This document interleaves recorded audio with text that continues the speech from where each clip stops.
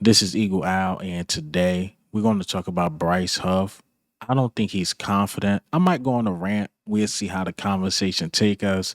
Also, CJGJ looked like he's going to be out. He got a foot injury.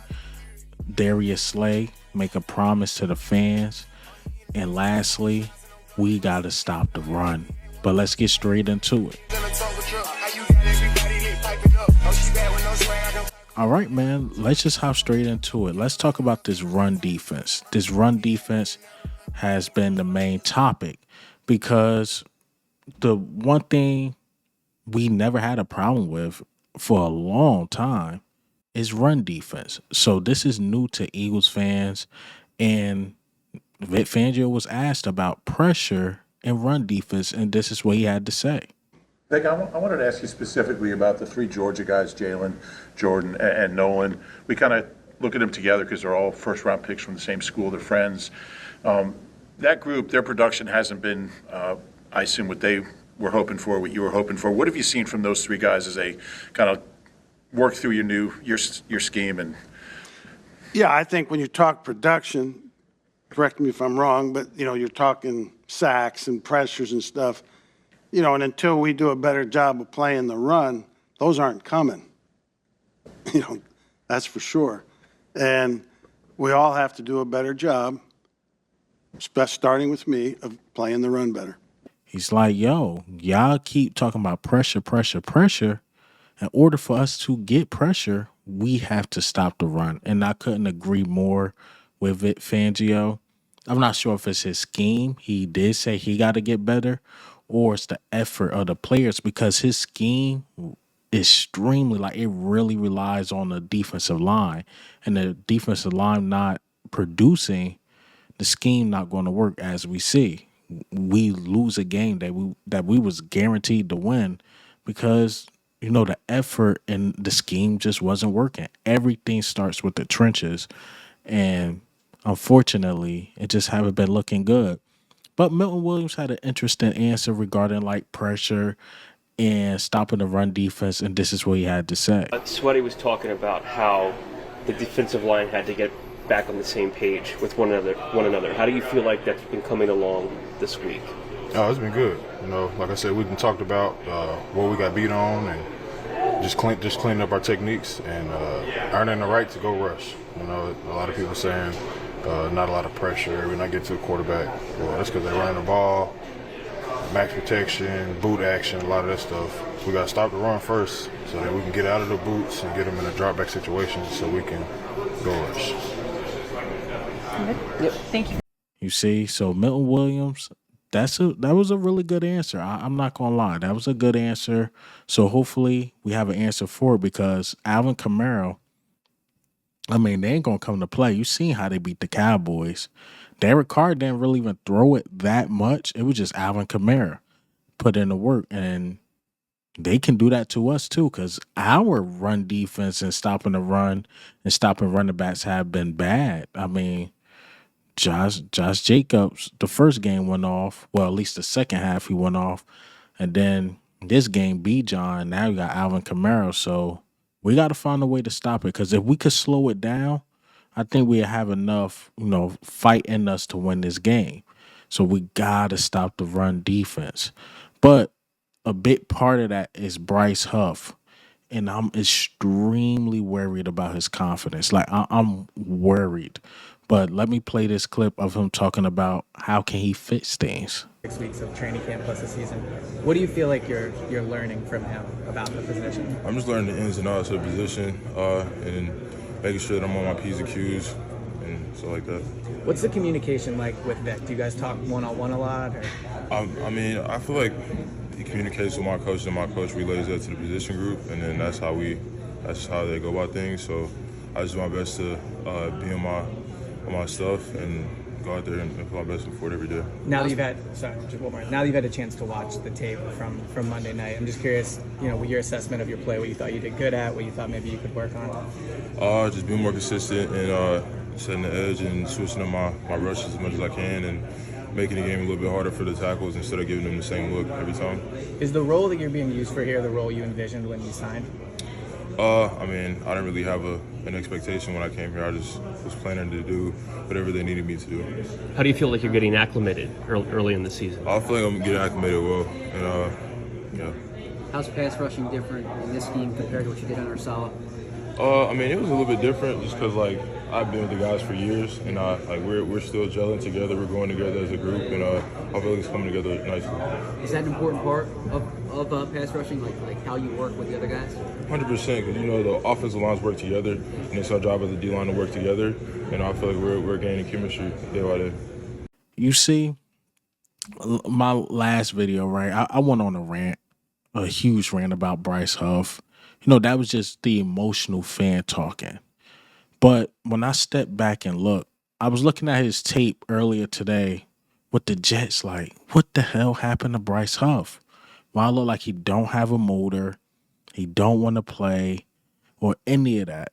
So I just dug deep. Undrafted guy. He made a Jets team who basically has a loaded defensive line. He made the team. And not only did he make the team, he made an impact. His whole story is a Philadelphia story. We like the blue collar type guys. He worked hard. He built himself up. Took him 4 years. And in that fourth year, in his prime, he got the 10 sacks.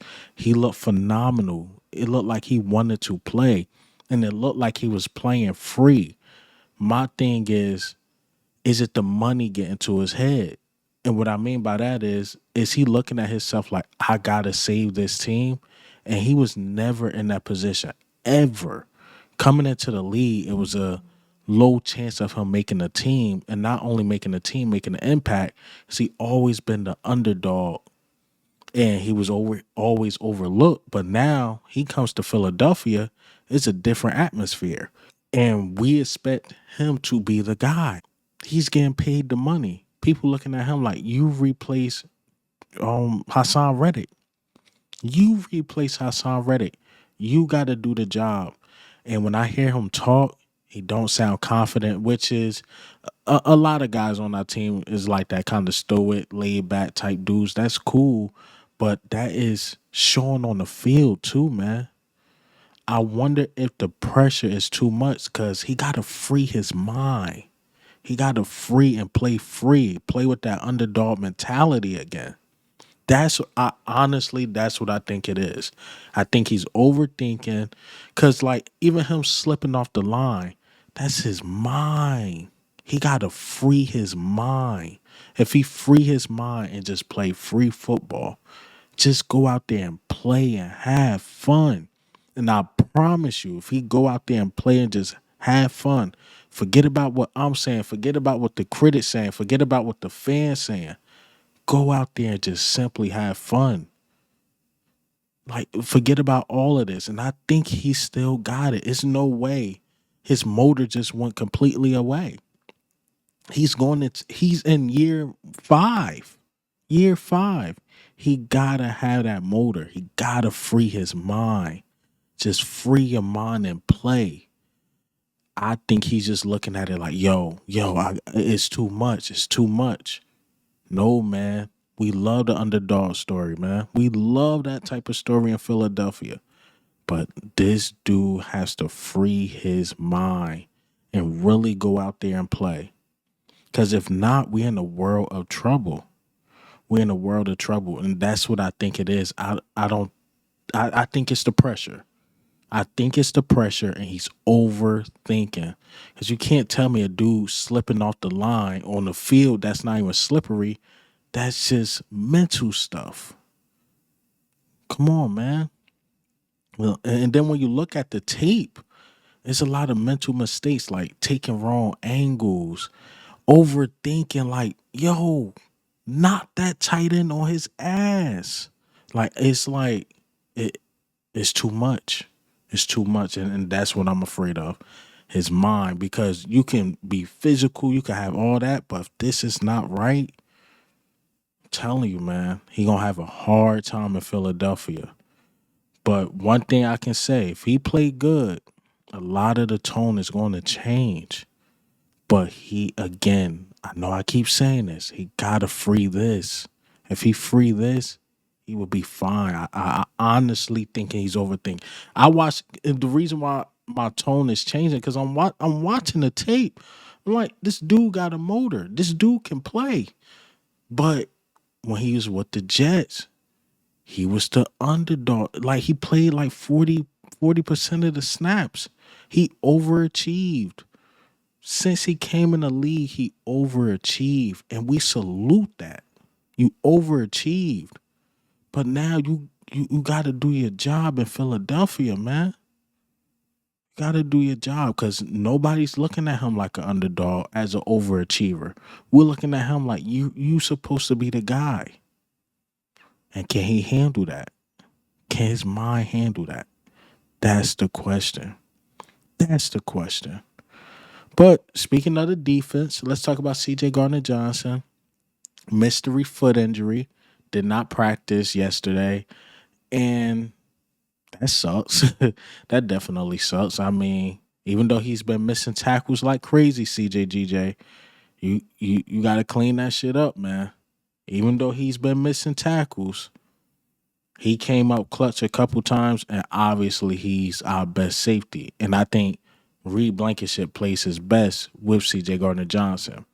Now, if CJ Gardner-Johnson had to miss this game, what do we do? Do we go to that, that lineup that we was using during training camp? Do we move Maddox to safety? You bring in Isaiah Rodgers to the outside, then you move Quinyon to the inside. Do you bring in that lineup, or do you just have Tristan McCullum and keep the lineup the same? Vontae Maddox in the slot, Quinyon, or do Cooper DeJean get a shot and you move Vontae Maddox to safety? I wonder how they're gonna mix that up if CJ Gardner-Johnson has to miss the game. I really want to see that. And yeah, we're in a world of trouble, man. We definitely in a world of trouble without CJ Gardner-Johnson. Well, all right, so let's get into this last topic. Darius Slay. Darius Slay, he had made a promise to the fans, and let me play this clip. How do I feel about the game? Like straight dog shit. Just for that day. You know what I'm saying? I get over games pretty fast because the fact that it's early. You got to move forward. Got a new opponent. Definitely another NFC opponent coming up. So I had to move on fast. I looked at a lot of my game, corrected a lot of my mistakes. I know what I went wrong there on a lot of good plays. I was playing a great, solid game until the last 10 seconds, man. That's what I'm talking about. That's how football works. The last 10 seconds of my game, and I was playing a solid game. Now I played a complete shitty game. That's how football works, man. And they had me in a slump all goddamn day. Like, went home, late night. We get done. I get to home to about 12:30. I ain't go to sleep to 5 because I'm just like, this is probably one of the first times in my career I gave up a game-ending touchdown. Even though the clock ain't say 0-0, and it's not that I just not give up the play. You know what I'm saying? Because this is NFL. Everybody give up plays, and it's not how I gave it a touchdown. My coach put me in the best position to make the play, and I failed. So that's what made me mad. And I'm going to take that to the chin. And I owe the Philly fans a lot more, man. I'm going to get it back for y'all boys, for real, man. I was hurt by that because the coach put me in a great position to make the play, and I didn't. And I'm so hurt right now. Well, not right now, but then I was. But you know what I'm saying? Because we got to move on to next week. But, man, that I had to get that off my chest, man. I'm just emotional with that because I love to compete, love to play at a high level. I know I laugh and joke a lot, but I take this game very, very seriously. You know what I'm saying? I enjoy this game a lot, man, and it's my resume. So I even text my coach and told him, like, hey, man, that's my fault, man. We will get it right. And, yeah, man, you're going to see a lot of better playing from me. So y'all be on the lookout, man. I know y'all was blowing me up, Philly fans. I appreciate it. I deserve it. Give it to me. No diddy. But I deserve it, man. But this week, I'm locked in even more than what I was. Like I've always been. I'm always locked in. Best believe it. But it's nothing better than going into a game, being doubted. That's what make me know. Give me the boost, man. You know what I'm saying? I always give you the boost to kind of like be doubted. And I've always been a guy that's always been the doubted guy. And I overachieved everything I done did, man. Even though I've been one of the best in this world for a long time. People try to throw that age out there, but we ain't worried about that. We gonna go lock in this week, man. Got a big game this week, and we'll go to it. But All right, Darius Slay. That's a huge promise. You say you got us. This is the Saints game at their home, 1:00 game. We want that pick. We might need a pick 6 from you, man. Cause that was a blunder. That was definitely a blunder. And like he said, he even texted with Fangio like, my bad. Because it was a good play call.